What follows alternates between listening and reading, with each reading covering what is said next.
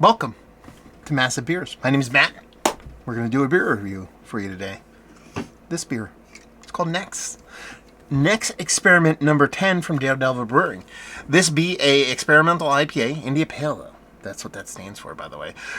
New and experimental, aka Next, is our always changing series of small batch American IPAs that showcase our love of aggressively hopped beers. Experiment 10, as you can see there, if you want to read it for yourself, but I'll read it for you. For those visually impaired. It says Experiment 10, Yeast Cosmic Punch. Featured hops, Idaho 7 Citra, mash hops, Cascade. I like that. Fermentables, American 2-row barley, flaked barley, white wheat. Yeah, Daredevil Brewing, Speedway, Indianapolis. Close to Indianapolis, right? Not super far away from there, I would assume. We're going to drink it. Yeah, this comes courtesy of Daredevil. We're going to drink it. We are going to talk about it, and then I'm going to play some video games. What video games, you may ask? I am replaying Metal Gear.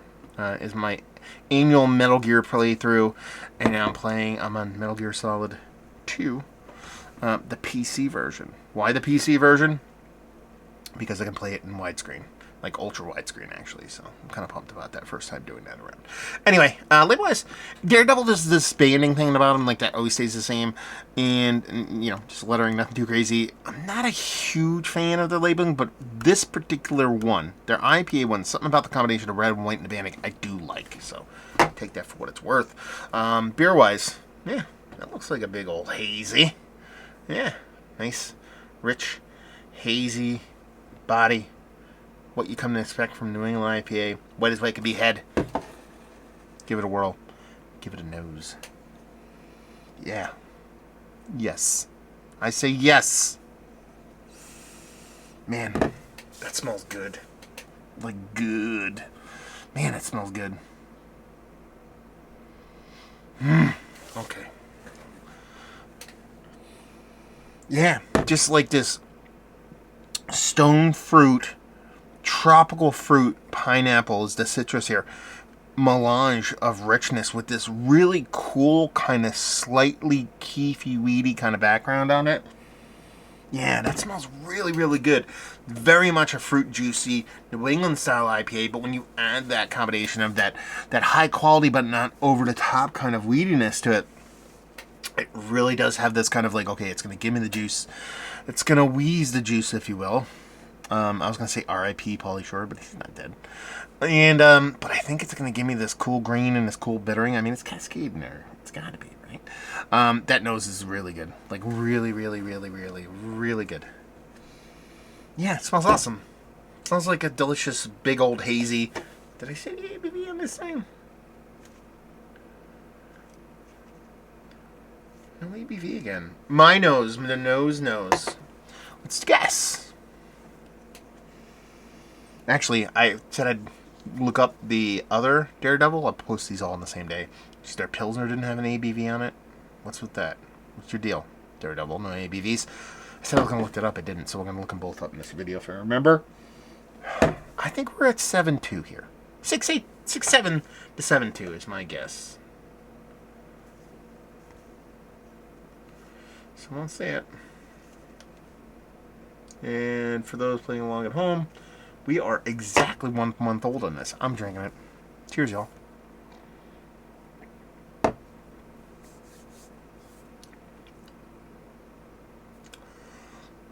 That's way more bitter than I thought it was going to be. Even with me thinking it's going to be bittering. It's actually less sweet than I wanted it to be. That's nice, though. It's cool to have these beers lean into the bittering as opposed to the sweet. It's kind of what you'd expect from New England style IPA, except drop that sweetness down, bring up that bittering. There's a little bit of carbonic acid thing going on, so I think that elevates the bittering in there. I don't think it's needed, because how undersweet it is. And it brings you a lot of like under-ripened fruit flavors because of the lack of sweetness. Nose is way better than the actual taste. It's still not a negative beer, but it just lacks the sweetness to bring all those fruit flavors to a head. So it has that kind of big stone fruit, a little bit of tropical fruit, definitely that pineapple thing here, but it's all very much comes off very much under-ripened because of how undersweet the beer is.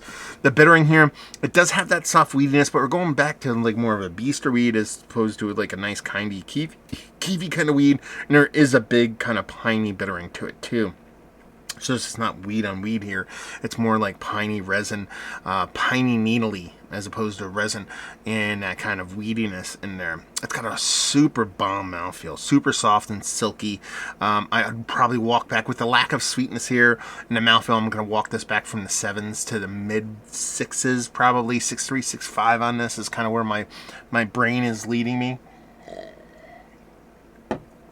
I want to go less because how undersweet it is.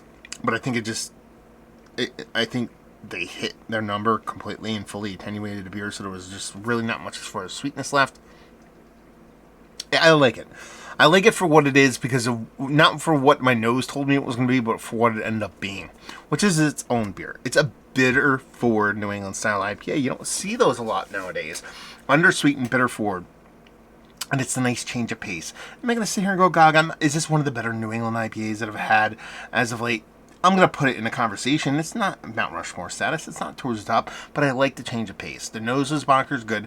The taste is nice, but I think it leans too heavily in an undersweetened bittering way. I was going to say to appeal to the Hazebos and Hop Thoughts of the world, but I'm talking about me, and even for me, I think it leans a little bit too bittering. I do. Maybe it's just this can. Full disclosure, I had one before, maybe a week or so ago, and I don't remember it being this bittering, so maybe it's just this can. I don't know. But I can only talk about what I'm drinking right now here in the, what's this, real time? Is that the word we use here? And, well, tasty and fun.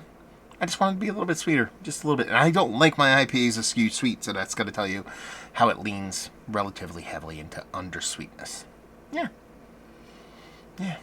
We got to look up some ABVs now, though. I got to do this before I forget. So let's do the Daredevil. This is for those that watched the Pilsner video. Let's see. Daredevil Pills.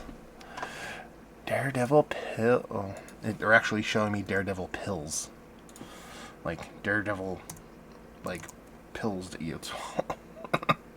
Brewing? It's called Brewing, not Brewing. Okay. I know this is the most exciting part of my videos when I look up stuff. And we're going to go to Beer Advocate first because that's the best. 5% they called the pill. Man, I'd be extremely surprised if that was actually 5%.